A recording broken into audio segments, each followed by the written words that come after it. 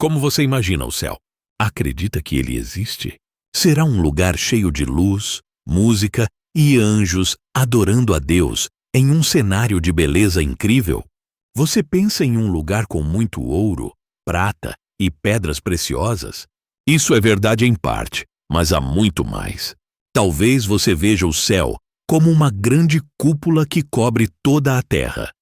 Quando olhamos para o horizonte, parece que essa cúpula vai acabar, mas ela continua cobrindo todo o planeta. Quase todas as pessoas têm uma ideia de como é o céu. Existem várias maneiras de descrever o céu. A palavra céu mostra que é um só lugar. Mas quando falamos de céus ou lugares celestiais, estamos falando de várias partes diferentes desse mesmo lugar. Cada parte pode ser usada por diferentes seres e para diferentes atividades.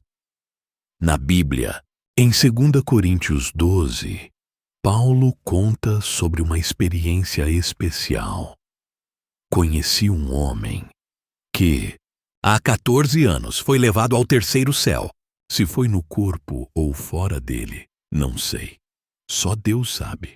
Esse homem foi levado ao paraíso e ouviu coisas tão sagradas que não pode contar para ninguém. Isso nos mostra que existem 3 céus, um em cima do outro. O mais alto é o terceiro céu, onde fica o paraíso e onde Deus mora. É o lugar mais sagrado que existe. Por isso, o céu é sempre ligado à ideia de pureza e santidade. O que se fala lá é tão sagrado que não pode ser repetido aqui na Terra. A palavra paraíso vem do grego e significa jardim. É o jardim de Deus no céu. Para lá vão todas as pessoas que se arrependeram de verdade de seus pecados e viveram na fé. Jesus prometeu ao ladrão arrependido na cruz: hoje mesmo você estará comigo no paraíso. O livro do Apocalipse fala de um lugar chamado meio do céu, uma área grande onde diferentes seres vão e vêm. A Bíblia conta sobre anjos poderosos que aparecem nesse lugar. Vi um anjo voando no meio do céu, gritando: ai dos habitantes da terra, por causa do som das 3 últimas trombetas. Apocalipse 8:13. Vi outro anjo voando no meio do céu, levando boas notícias para anunciar a todos os povos da terra. Apocalipse 14:6. Vi um anjo em pé no sol, chamando todas as aves que voam no meio do céu para a grande ceia de Deus. Apocalipse 19:17. Em grego, meio do céu se diz meteora. Este provavelmente é o segundo céu, e o céu que vemos quando olhamos para cima é o primeiro céu.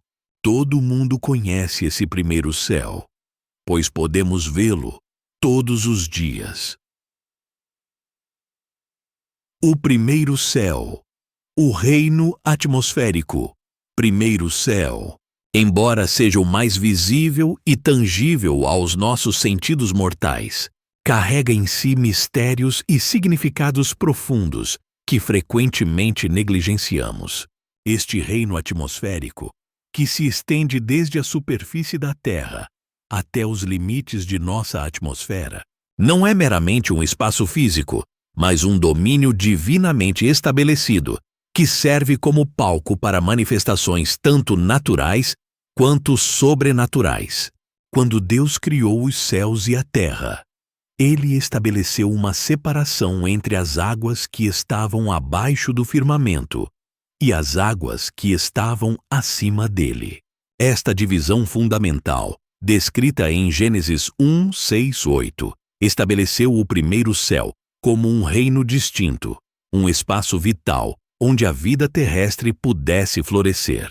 É neste reino que as aves voam, as nuvens se movem e os fenômenos atmosféricos se manifestam como testemunhas silenciosas do poder criativo de Deus. No entanto, este céu não é apenas um cenário para fenômenos naturais. As Escrituras nos revelam que é também uma zona de atividade espiritual intensa. Em Efésios 2:2, Satanás é identificado como o príncipe das potestades do ar, indicando que forças espirituais malignas operam ativamente nesta dimensão. Este entendimento nos ajuda a compreender por que certos fenômenos atmosféricos na Bíblia frequentemente estão associados a manifestações espirituais.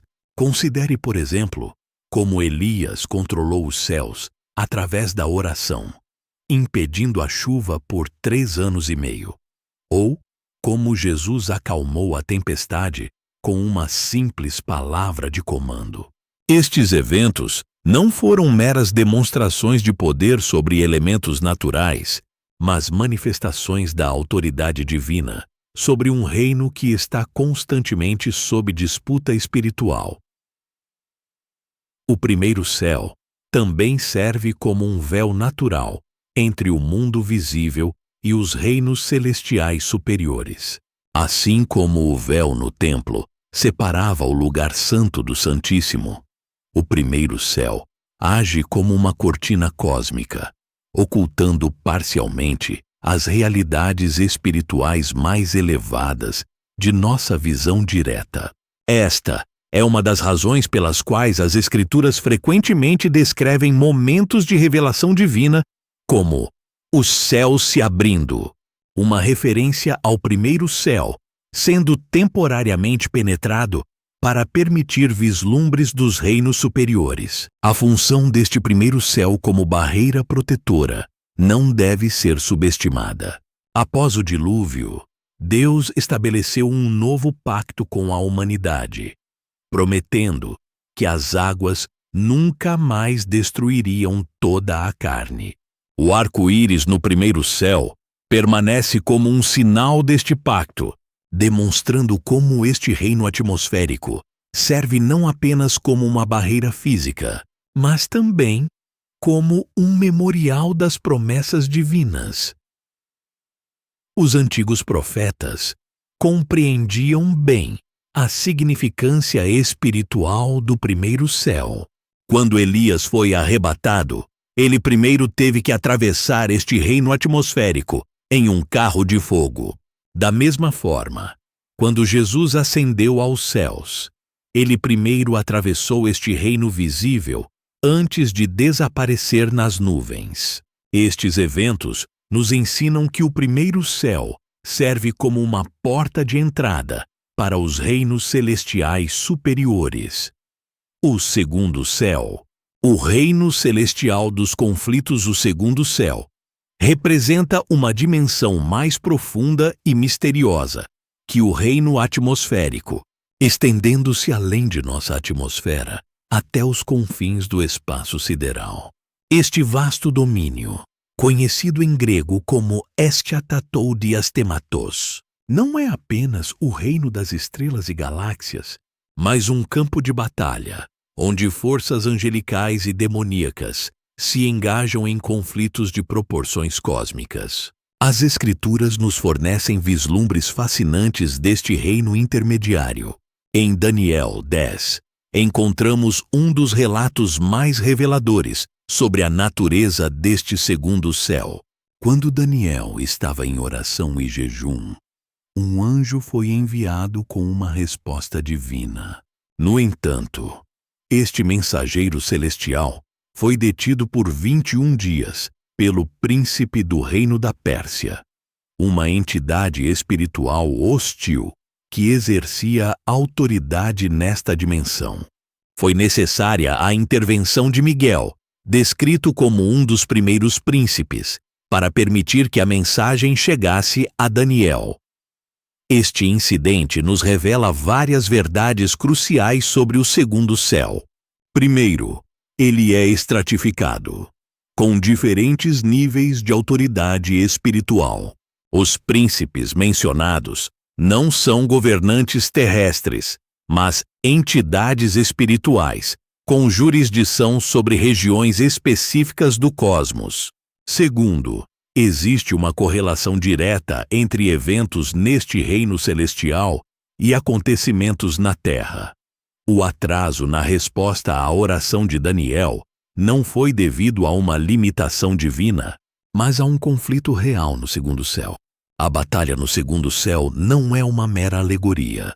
Apocalipse 12 nos apresenta uma visão dramática de guerra neste reino, onde Miguel e seus anjos lutam contra o dragão e seus anjos. Este conflito resulta na expulsão de Satanás e seus seguidores. Mas note que eles são lançados à terra, passando através deste segundo céu. Esta passagem sugere que o segundo céu serve como uma zona tampão entre o terceiro céu, a habitação direta de Deus, e o domínio terrestre. É neste segundo céu que encontramos o que Paulo chama de principados e potestades. Estas hierarquias espirituais não são meras construções teológicas, mas realidades ativas que influenciam eventos terrestres. O apóstolo nos adverte que nossa luta não é contra carne e sangue, mas contra estes governadores das trevas e hostes espirituais da maldade nos lugares celestiais. Efésios 6:12. Uma referência direta a este segundo céu. A compreensão deste reino intermediário é crucial para entendermos certos padrões de guerra espiritual. Quando oramos, nossas petições frequentemente precisam atravessar este território contestado. Isso explica por que algumas orações parecem encontrar mais resistência que outras, e por que o jejum e a perseverança em oração são tão importantes. Daniel não desistiu durante os 21 dias de aparente silêncio, e sua persistência foi recompensada com uma revelação profunda sobre as realidades celestiais. O segundo céu também serve como um lembrete da soberania última de Deus.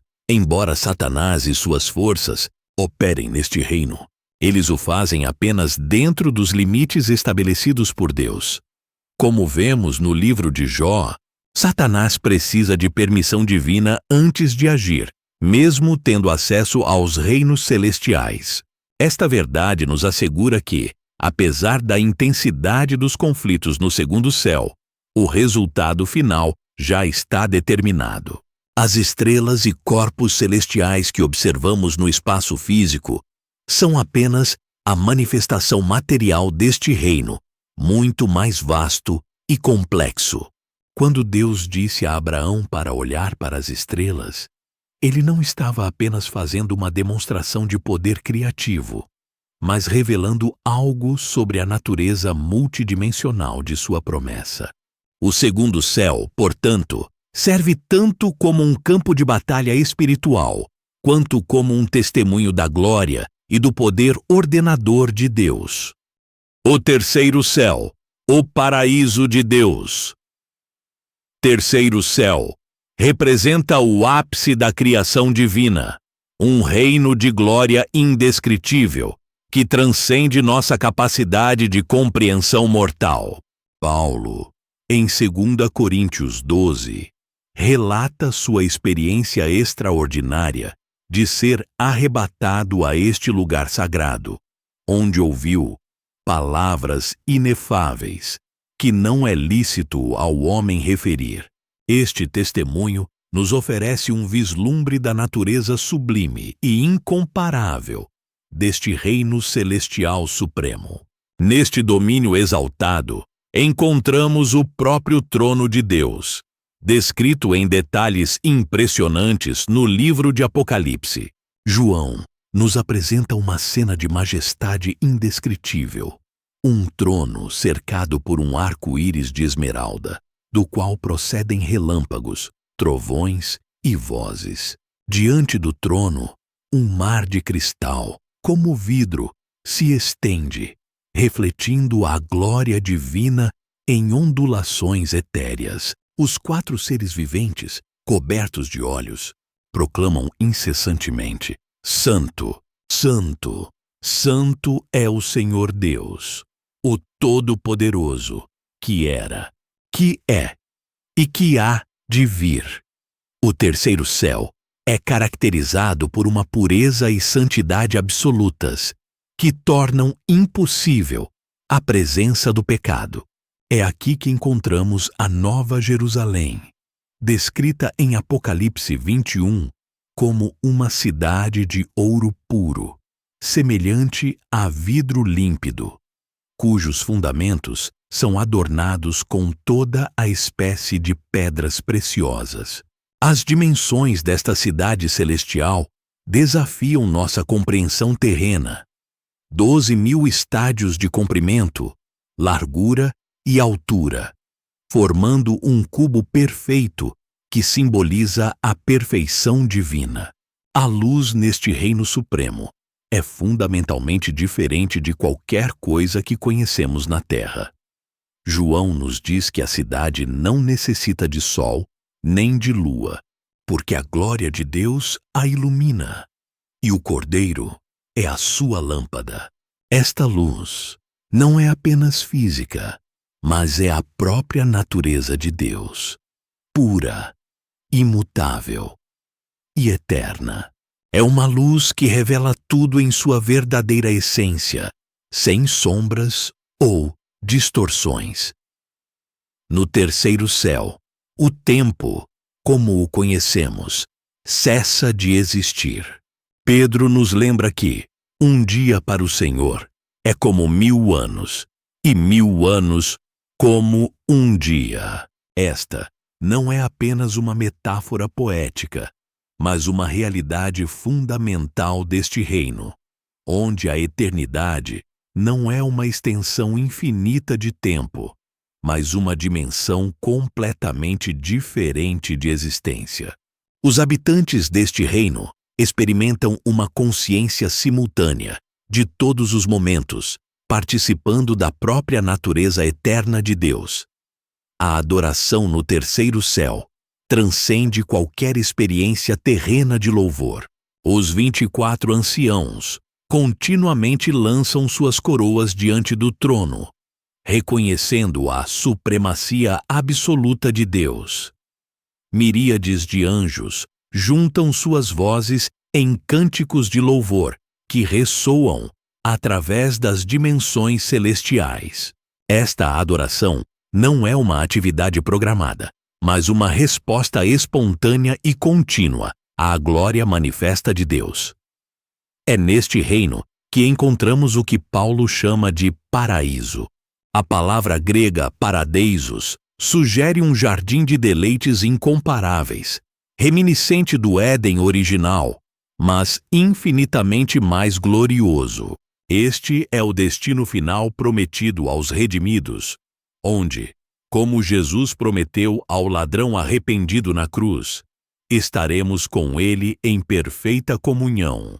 O acesso ao terceiro céu é estritamente controlado. Nem mesmo Satanás, embora tenha acesso ao segundo céu, pode entrar livremente neste domínio santíssimo. Apenas através do sangue de Jesus Cristo, nosso sumo sacerdote, temos a esperança de um dia adentrar este reino, como nos ensina Hebreus 4:16. Jesus entrou no Santo dos Santos celestial com seu próprio sangue, abrindo um caminho novo e vivo para todos os que creem. A hierarquia angelical, os exércitos celestiais, a estrutura hierárquica dos seres angelicais revela uma organização celestial de complexidade impressionante. As Escrituras nos apresentam diferentes ordens de anjos, cada uma com funções e autoridades específicas no plano divino. Esta hierarquia não é uma construção arbitrária, mas um reflexo da ordem perfeita estabelecida por Deus em seus domínios celestiais. No topo da hierarquia angelical, encontramos os serafins, descritos vividamente em Isaías 6. Estes seres majestosos possuem 6 asas, Com 2 cobrem seus rostos em reverência à santidade divina. Com 2 cobrem seus pés em humildade, e com 2 voam em serviço constante. Sua principal função é a adoração contínua diante do trono de Deus, clamando: Santo, Santo, Santo é o Senhor dos exércitos. A tripla repetição de santo não é casual. Representa a perfeição absoluta da natureza divina e, possivelmente, uma referência à Trindade. Logo abaixo dos serafins estão os querubins, guardiões da santidade divina, mencionados pela primeira vez em Gênesis 3:24, como guardiões do caminho para a árvore da vida. Estes seres poderosos aparecem ao longo das Escrituras em momentos cruciais. Ezequiel nos fornece a descrição mais detalhada deles, revelando seres de 4 faces: homem, leão, boi e águia, representando diferentes aspectos da criação sobre a qual tem autoridade. Suas rodas, cheias de olhos, sugerem onisciência e mobilidade em todas as direções, simbolizando sua vigilância constante. Os arcanjos formam uma categoria especial na hierarquia celestial. Apenas 2 são mencionados por nome nas escrituras canônicas: Miguel e Gabriel. Miguel, cujo nome significa "quem é como Deus", é descrito como o príncipe guerreiro que defende o povo de Deus. Em Apocalipse 12, ele lidera os exércitos celestiais na guerra contra o dragão e seus anjos. Gabriel, cujo nome significa guerreiro de Deus ou força de Deus, serve como mensageiro principal das revelações divinas, aparecendo tanto a Daniel quanto a Maria com anúncios de importância cósmica. A ordem dos principados e potestades, mencionada por Paulo em Efésios e Colossenses, sugere uma estrutura administrativa celestial. Estes anjos parecem ter jurisdição sobre nações e regiões específicas. O livro de Daniel nos dá vislumbres desta realidade ao mencionar o príncipe do reino da Pérsia e o príncipe da Grécia, entidades angelicais com autoridade sobre reinos terrestres. Os anjos guardiões formam outra categoria distinta. Jesus faz referência a eles quando fala dos anjos das criancinhas, que continuamente veem a face do Pai. Esta ordem parece ter a tarefa específica de proteger e ministrar aos eleitos de Deus. O Salmo 91:11 confirma esta função. Porque aos seus anjos dará ordem a teu respeito, para te guardarem em todos os teus caminhos.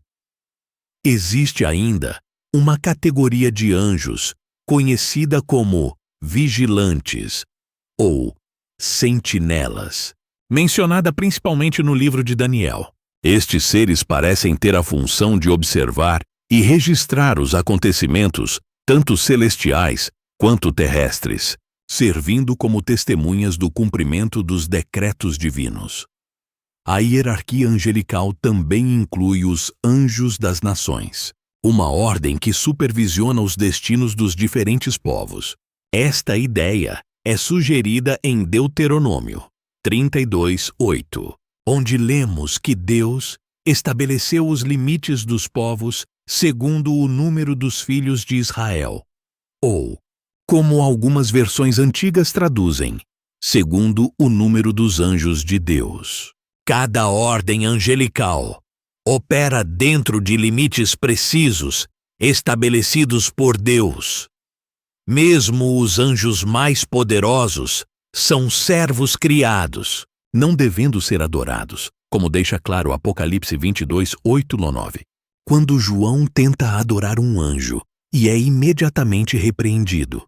Esta estrutura hierárquica existe para servir aos propósitos divinos e, ultimamente, para o benefício daqueles que herdarão a salvação. A guerra nos céus. O conflito cósmico. A guerra nos céus não é um evento isolado, mas um conflito contínuo que começou com a rebelião de Lúcifer e continua até nossos dias. Este confronto cósmico, descrito em diversos textos bíblicos, revela a natureza profunda do conflito espiritual que afeta toda a criação.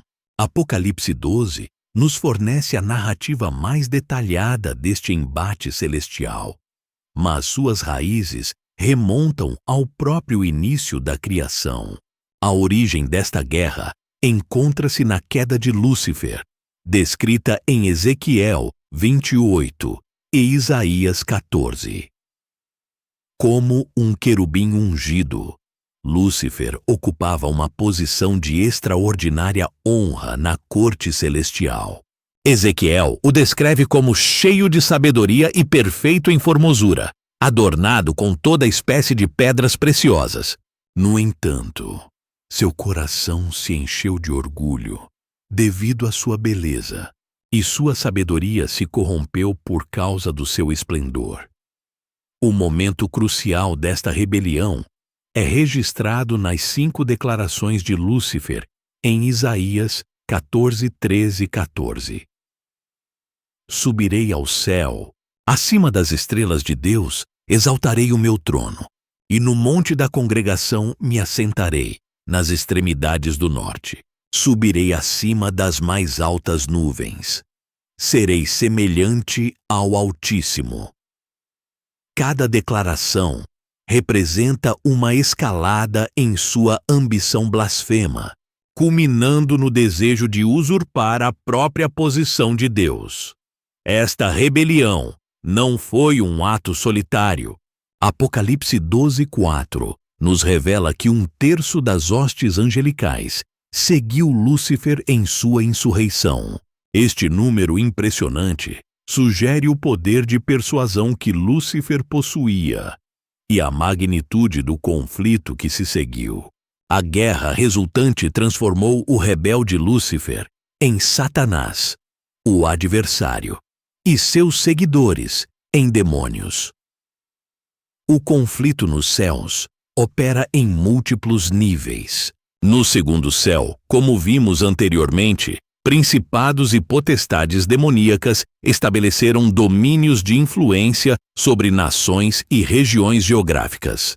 Daniel 10 nos mostra como estas forças podem interferir até mesmo nas comunicações entre o céu e a terra, quando o príncipe do reino da Pérsia resistiu ao mensageiro angelical por 21 dias. A estratégia de guerra de Satanás é multifacetada. Apocalipse 12:10 o identifica como o acusador dos irmãos, que os acusa dia e noite diante de Deus. Esta tática legal espiritual busca minar a posição dos remidos diante do trono divino. No entanto, o sangue do Cordeiro e o testemunho dos santos são armas eficazes contra estas acusações. A batalha também se manifesta através de uma guerra de informação e verdade. João 8:44 identifica Satanás como pai da mentira, revelando que a desinformação e o engano são suas principais ferramentas de guerra. Isto explica por que Paulo enfatiza a importância da armadura de Deus em Efésios 6, especialmente o capacete da salvação e a espada do Espírito, que protegem a mente e fornecem a verdade divina. Um aspecto crucial desta guerra é seu impacto na adoração. Desde sua rebelião, Satanás tem buscado desviar a adoração devida a Deus para si mesmo. Sua tentação a Jesus no deserto, Mateus 4, revela este objetivo central. Tudo isto te darei se, prostrado, me adorares. Esta batalha pela adoração continua sendo um tema central do conflito cósmico.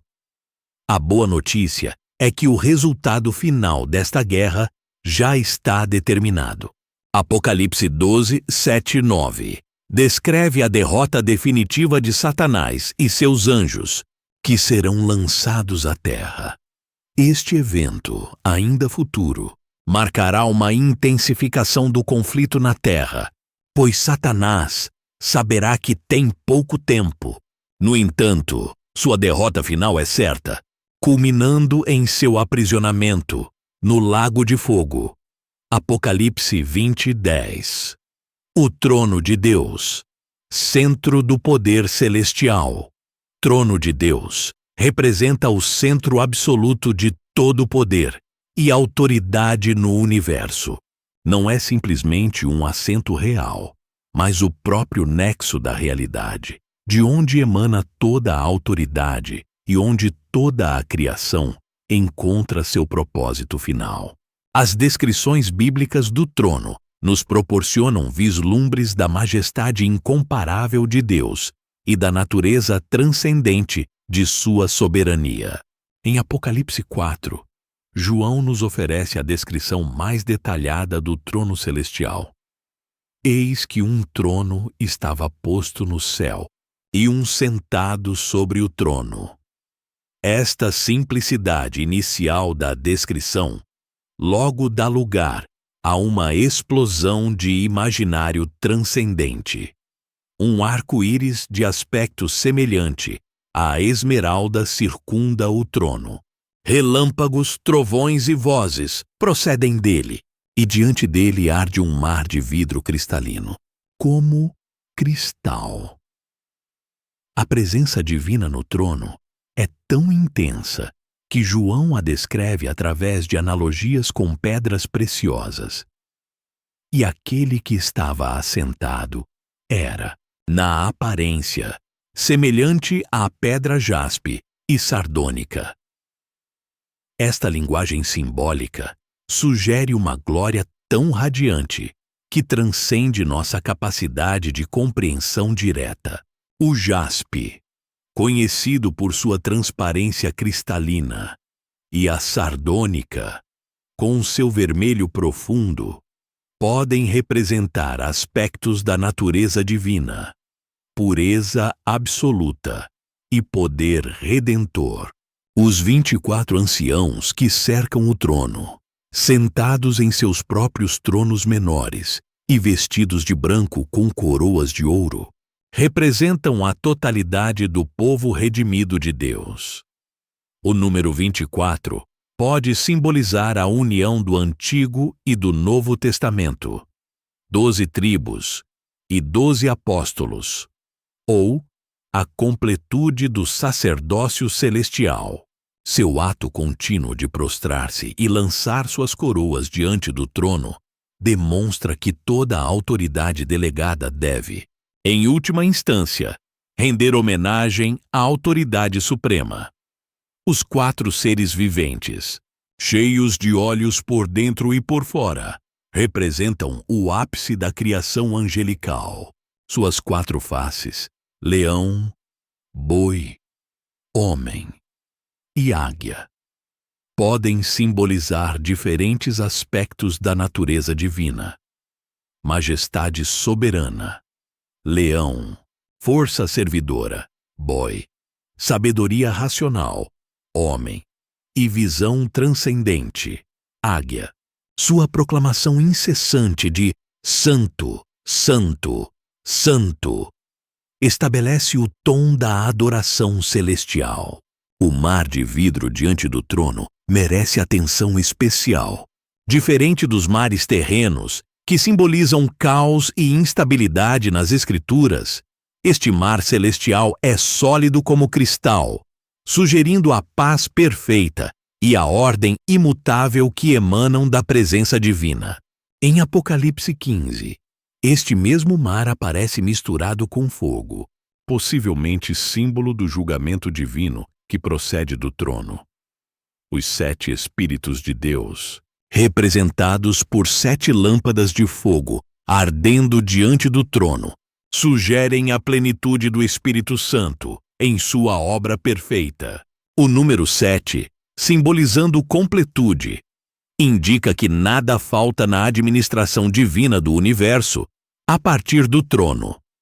Do trono procede um rio de água da vida, claro como cristal, conforme descrito em Apocalipse 22. Este rio, ladeado pela árvore da vida, representa a fonte eterna de vida e bênção que flui da presença de Deus.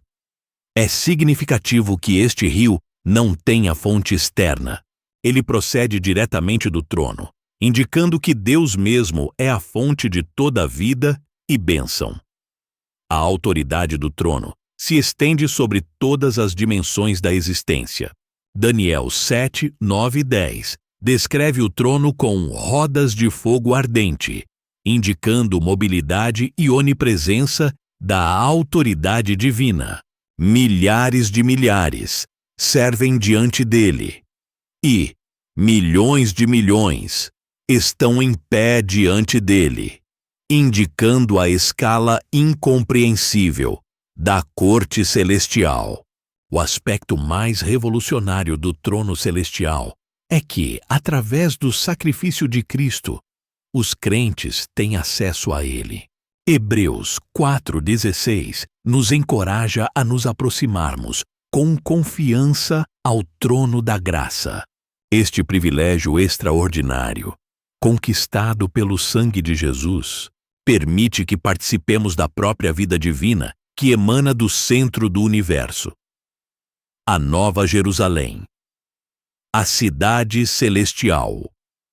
Nova Jerusalém representa o ápice da criação divina, a manifestação final e perfeita do reino de Deus. Esta cidade celestial, descrita em detalhes extraordinários em Apocalipse 21 e 22, não é apenas uma estrutura física, mas a expressão máxima da união entre Deus e seu povo redimido. Sua descrição combina elementos arquitetônicos tangíveis com simbolismos profundos que revelam verdades eternas sobre a natureza do reino celestial. As dimensões da cidade são impressionantes e carregadas de significado simbólico, medindo 12.000 estádios em comprimento, largura e altura. Aproximadamente 2.200 quilômetros em cada dimensão. Forma um cubo perfeito. Esta forma não é acidental. Reflete o Santo dos Santos do Templo de Salomão, que também era cúbico, indicando que a cidade inteira é o lugar da presença manifesta de Deus. O número 12, repetido em vários aspectos da cidade, simboliza a perfeição governamental e administrativa. Os materiais de construção da cidade transcendem nossa compreensão terrena. Suas muralhas são de jaspe e a própria cidade é descrita como ouro puro, semelhante a vidro límpido. Esta aparente contradição, ouro que é transparente como vidro, sugere uma realidade material que transcende as leis físicas que conhecemos. Os 12 fundamentos da cidade, adornados com diferentes pedras preciosas, não apenas proporcionam beleza incomparável, mas também podem representar diferentes aspectos da glória divina. As 12 portas da cidade, cada uma feita de uma única pérola, permanecem perpetuamente abertas, simbolizando acesso contínuo e irrestrito à presença de Deus. Significativamente, estas portas nunca se fecham, porque não haverá noite ali. A ausência de noite indica não apenas iluminação perpétua, mas a eliminação de todo mal e medo que tradicionalmente se associam às trevas. Mais notável ainda é a ausência de um templo na Nova Jerusalém. Como João observa, não vi nela templo, porque o seu templo é o Senhor Deus Todo-Poderoso e o Cordeiro. Esta ausência marca o fim da necessidade de mediação institucional entre Deus e seu povo. A presença divina permeia toda a cidade, tornando cada espaço igualmente santo. O rio da vida, que flui do trono de Deus e do Cordeiro através da cidade, representa a provisão contínua e abundante de vida divina. Este rio, claro como cristal, é ladeado pela árvore da vida, que produz 12 tipos de frutos, um para cada mês. As folhas da árvore são para a cura das nações, sugerindo um processo contínuo de restauração e renovação, mesmo na eternidade. A luz da cidade é de natureza única. Não há necessidade de sol ou lua, porque a glória de Deus a ilumina, e o Cordeiro é a sua lâmpada. Esta luz divina não é meramente física, mas representa a verdade e a vida, que emanam diretamente da presença de Deus. As nações caminharão à luz desta cidade, e os reis da terra trarão sua glória para dentro dela. Um aspecto frequentemente negligenciado da Nova Jerusalém é sua natureza relacional. Ela é descrita como a noiva, a esposa do Cordeiro, indicando que a cidade não é apenas uma estrutura, mas representa a união perfeita entre Cristo e sua igreja. Esta metáfora matrimonial sugere intimidade, fidelidade e amor eterno entre Deus e seu povo. A vida na cidade é caracterizada por uma atividade significativa e criativa. Seus habitantes reinarão pelos séculos dos séculos, sugerindo responsabilidades administrativas contínuas no reino eterno. O conceito de reinar não implica dominação, mas mordomia sábia e serviço amoroso, refletindo a própria natureza do governo de Deus. A pureza da cidade é absoluta. Não entrará nela coisa alguma que contamine. Esta não é uma restrição arbitrária, mas uma necessidade ontológica, pois nada impuro pode existir na presença imediata da santidade divina. Apenas aqueles cujos nomes estão escritos no livro da vida do Cordeiro têm acesso à cidade. Os mistérios do paraíso. O jardim celestial, o paraíso, mencionado por Paulo em sua experiência transcendental do terceiro céu, representa uma dimensão de glória e beatitude que transcende nossa compreensão terrena. A palavra paradeisos, em grego, evoca a imagem do jardim do Éden primordial, mas elevada a um nível de perfeição e glória infinitamente superior. Este não é apenas um lugar de beleza e deleite, mas o próprio ambiente onde a presença divina se manifesta em sua plenitude. Quando Jesus prometeu ao ladrão arrependido na cruz, "Hoje estarás comigo no paraíso", ele estava oferecendo mais do que um simples consolo. Estava garantindo acesso imediato à própria presença de Deus. Este paraíso celestial não é meramente uma restauração do Éden perdido, mas sua consumação gloriosa. Se o Éden era o protótipo, o paraíso celestial é a realização perfeita do propósito original de Deus para a comunhão com sua criação. No paraíso celestial, a árvore da vida, que foi vedada à humanidade após a queda, está novamente acessível. Apocalipse 2:7 promete: "Ao vencedor, dar-lhe-ei a comer da árvore da vida, que está no paraíso de Deus." Esta árvore não é apenas uma fonte de vida física perpétua, mas representa o acesso direto e contínuo à própria vida divina. Seus frutos, produzidos mensalmente, sugerem uma renovação constante e uma experiência sempre fresca da graça divina. Uma característica única do paraíso celestial é a ausência total de limitações impostas pelo pecado. No Éden, havia a possibilidade de desobediência, simbolizada pela árvore do conhecimento do bem e do mal.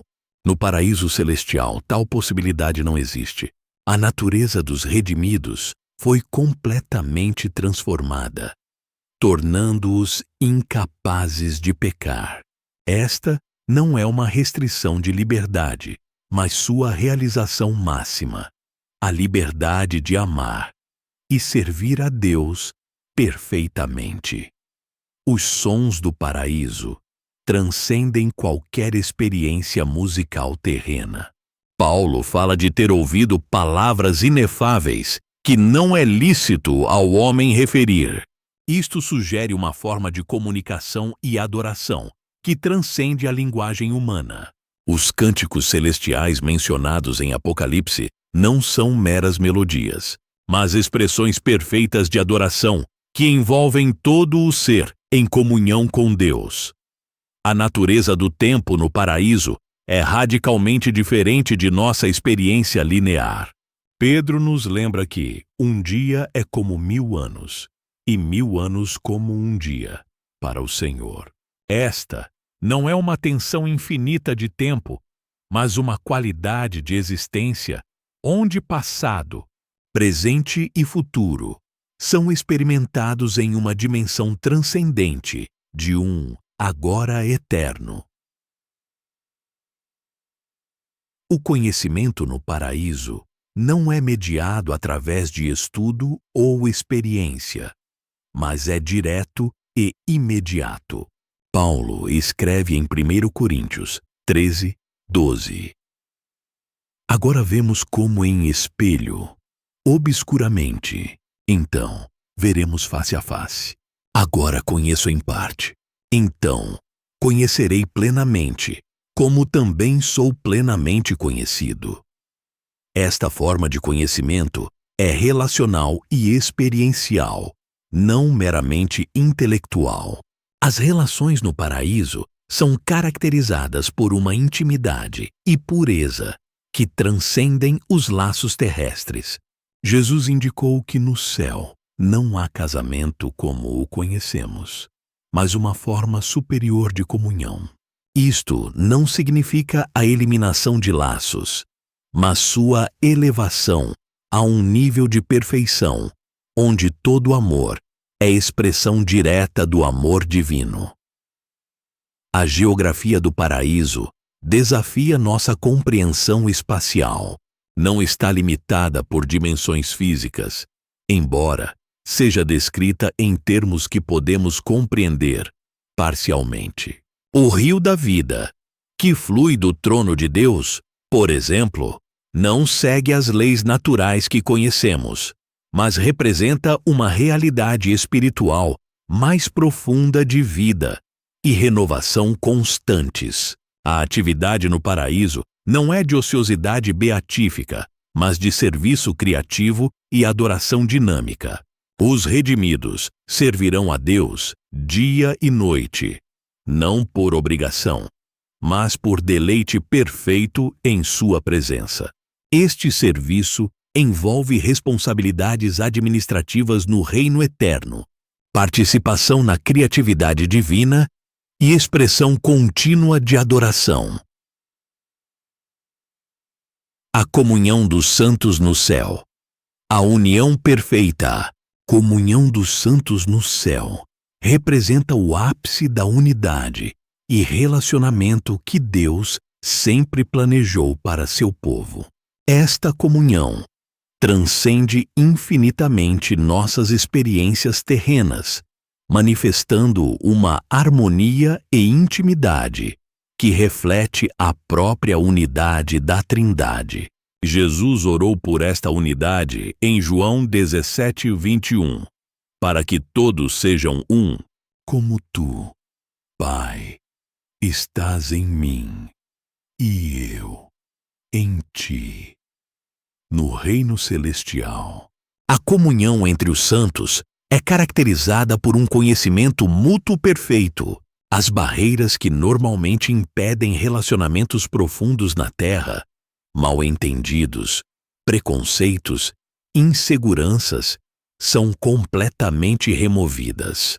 Paulo escreve que conheceremos como somos conhecidos, sugerindo uma transparência e vulnerabilidade absolutas, que paradoxalmente produzem não medo, mas alegria perfeita. A diversidade da comunhão celestial é extraordinária. Apocalipse 7:9 descreve uma grande multidão que ninguém podia contar, de todas as nações, tribos, povos e línguas. Esta diversidade não divide, mas enriquece a comunhão, pois cada indivíduo e grupo cultural contribui com uma faceta única da imagem divina. A unidade celestial não é uniformidade, mas harmonia perfeita na diversidade. Os relacionamentos no céu transcendem as limitações dos laços terrestres.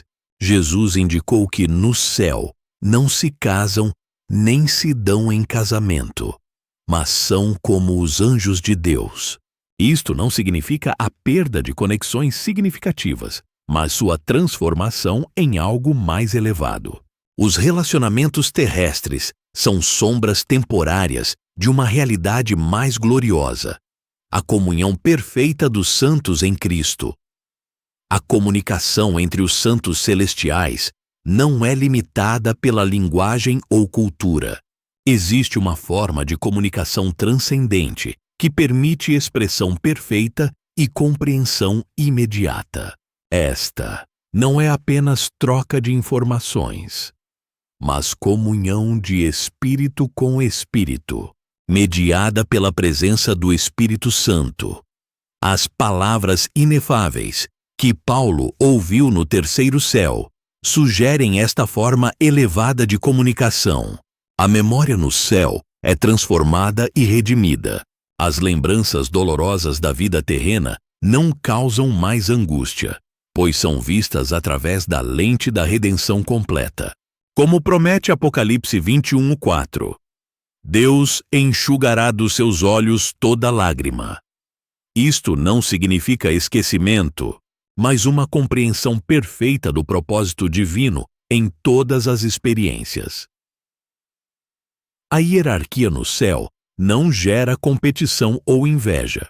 As coroas mencionadas nas Escrituras representam diferentes níveis de responsabilidade e honra, mas estas distinções produzem apenas alegria e gratidão mútua, como vemos nos 24 anciãos que lançam suas coroas diante do trono. Toda a honra individual é, em última instância, direcionada para a glória de Deus. A atividade comunitária no céu envolve adoração coletiva, serviço cooperativo e exploração conjunta das maravilhas divinas. Os santos participam juntos no governo do reino eterno, cada um contribuindo segundo seus dons e chamados únicos. Esta não é uma burocracia celestial, mas uma expressão criativa da sabedoria multiforme de Deus, através de seu povo unido. A intercessão continua no céu, mas de uma forma transformada. Apocalipse mostra os santos oferecendo orações como incenso diante do trono. Esta intercessão não nasce da ansiedade ou incerteza, mas do alinhamento perfeito com os propósitos divinos e do amor pelos que ainda peregrinam na terra. O aspecto mais profundo da comunhão celestial é sua centralidade em Cristo.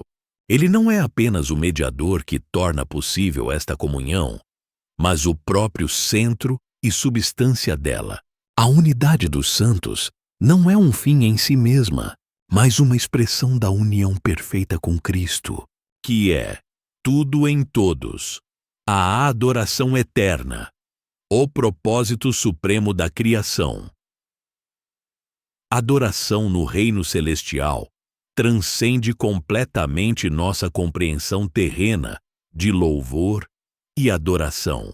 É uma realidade multidimensional que envolve cada aspecto do ser, em uma expressão contínua e perfeita de amor e reverência a Deus. O livro do Apocalipse nos oferece vislumbres desta adoração celestial, revelando uma sinfonia cósmica de louvor que une anjos e santos em harmonia perfeita. A natureza desta adoração eterna é radicalmente diferente de nossa experiência terrena. Não é uma sequência de eventos ou um programa estruturado, mas um estado contínuo de êxtase santo na presença divina. Os 4 seres viventes, que proclamam incessantemente: Santo, Santo, Santo, não estão realizando uma tarefa repetitiva, mas expressando uma realização constante e sempre nova da santidade divina. O aspecto sonoro da adoração celestial é descrito em termos que desafiam nossa imaginação. João fala de vozes, como o som de muitas águas e como o som de grandes trovões. Esta não é apenas uma questão de volume ou grandiosidade, mas de uma qualidade transcendente de som, que comunica a majestade divina. A música celestial não é meramente melódica, mas uma expressão harmônica perfeita da própria natureza de Deus. Os cânticos no céu possuem uma profundidade teológica extraordinária.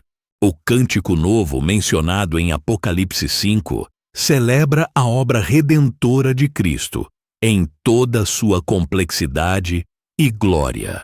Este não é um simples hino de louvor, mas uma expressão completa da compreensão da obra salvífica de Deus. Cada nota e palavra carrega significado eterno, revelando novos aspectos da sabedoria divina. A adoração celestial envolve todo o ser criado em uma sinergia perfeita. Corpo, alma e espírito participam em completa harmonia na expressão de louvor.